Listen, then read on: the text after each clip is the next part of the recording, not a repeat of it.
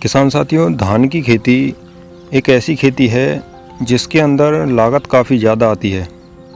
इसमें किसान भाई तरह तरह के खाद डालते हैं, तरह तरह के नए नए फार्मूले अपनाते हैं। इन्हीं में कुछ किसान फिटकरी का प्रयोग करते हैं, वहीं कुछ किसान सरसों की खली का प्रयोग करते हैं, तो कुछ किसान चूना का भी प्रयोग अपनी फसल के अंदर करते हैं। इनमें से कुछ किसान भाइयों को इनके रिज़ल्ट अच्छे मिलते हैं, कुछ को नहीं मिलते। साथियों, इनके रिज़ल्ट कुछ कंडीशंस पर निर्भर करते हैं। रिज़ल्ट क्यों नहीं मिलते, इसका कारण भी आज की इस वीडियो में मैं आपको बताऊंगा। साथियों, इस वीडियो को अंत तक ज़रूर देखें, क्योंकि इस एक वीडियो को देखकर आपको कई सारी चीज़ों की जानकारी मिलने वाली है। मुझे ऐसा लगता है यूट्यूब के अंदर ये ऐसी पहली वीडियो है जिसमें इतने छोटे से वीडियो के अंदर आपको ये सब जानने को मिलेगा। साथियों, पहले बात कर लेते हैं फिटकरी की, जिसे अंग्रेजी भाषा में एलम भी बोल देते हैं।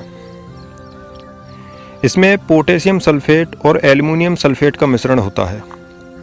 कुछ किसान भाई इसे बहते हुए पानी के साथ छोड़ देते हैं, जिससे ये घुलकर पूरे खेत में पहुंच जाती है। वहीं कुछ किसान इसे बारीक करके यूरिया खाद के साथ मिलाकर छिट्टा लगाते हैं। साथियों, फिटकरी का जो सबसे मुख्य काम है वो ये है कि ये मिट्टी के पीएच को कम कर देती है।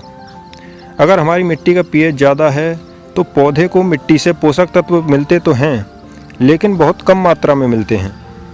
यानी आप किसी खाद का प्रयोग अपनी फसल के अंदर करते हैं तो उसका 40 से 50% ही फसल को मिल पाता है। जब ये पीएच को कम कर देती है तो पोषक तत्व अधिक मात्रा में फसल को मिलने लग जाते हैं, जिससे फसल अच्छे कल्ले बनाती है और फसल की ग्रोथ अच्छी होने लगती है। दूसरा, ये एक हल्के फंगीसाइड का भी कार्य करती है, जिससे धान की जड़ों की कुछ हद तक फंगस से सुरक्षा हो जाती है। तीसरा, ये कीटनाशक का कार्य भी करती है, जिससे हल्की फुल्की दीमक, चींटी आदि से भी बचाव होता है। साथियों, अब बात कर लेते हैं इसका प्रयोग कब नहीं करना चाहिए। अगर आपकी खेत की मिट्टी का पीएच पहले से ही कम है, यानी आपकी मिट्टी अम्लीय है, तो इसका प्रयोग करना नुकसानदायक होगा, क्योंकि ये मिट्टी के पीएच को और ज़्यादा कम कर देगी। दूसरा, आप सल्फर का प्रयोग अगर खाद के साथ कर रहे हैं तो इसका प्रयोग ना करें। दूसरे किसान को देखकर होड़बाजी में अपनी लागत ना बढ़ाएं, क्योंकि सल्फर भी पीएच को कम करने का कार्य करता है और फंगीसाइड का कार्य भी करता है। अब बात कर लेते हैं चूने के प्रयोग के बारे में। साथियों, ये मिट्टी के पीएच को बढ़ाने का कार्य करता है। इसका प्रयोग अम्लीय मिट्टी में करना चाहिए, क्योंकि अम्लीय मिट्टी का पीएच कम होता है।